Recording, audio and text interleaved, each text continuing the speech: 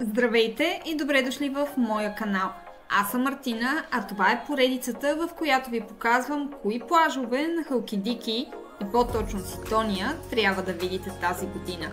В миналото видео ви заведох до Orange Beach, а днес отправяме към Мега Портокали. Плаж, който ми беше препоръчан от много близки, които ми казаха, че задължително трябва да го посетя. Нека да видим дали си оправда славата. Разходихме се и до Мега Портокали Бич, който е на около 5 минути пеша от Orange Beach. Той е само за свободна зона, както виждате. Водата отново е кристално синя и прозрачна. Има и заведение, от което да си купите нещо за хапване и пиване. Ето така изглежда плажната ивица. Както може да видите, е много малка и тясна, но пък за сметка на това има най-финия и бял пясък, на който попаднахме в Ситония. Това е и причината водата тук да има толкова неземен и невероятен цвят.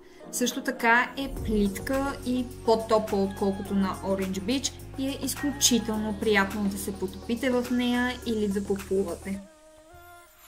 Прекарахме известно време на Мега Портокали Бич и със сигурност мога да ви кажа, че ми хареса повече от Orange Beach, а не го очаквах.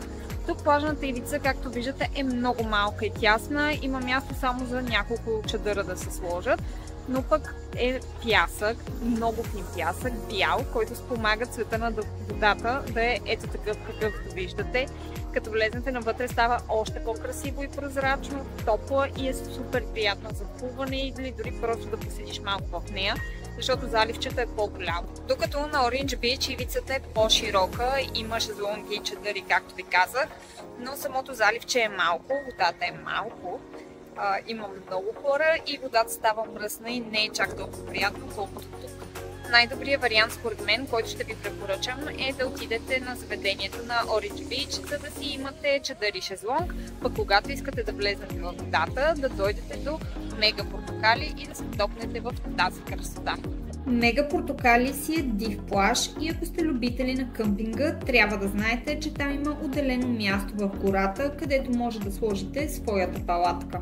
Ако пък искате просто да го посетите, ви съветвам да дойдете възможно най-рано, за да има къде да паркирате колата си и да се здобиете с чадър и шезлонг на близкия Orange Beach. Благодаря ви, че изгледахте видеото до самия край. Надявам се да сте открили интересна информация и да съм успяла да ви пренеса в Гърция. Следващия път ще ви покажа един от любимите ни плажове там, а именно Paradise Beach.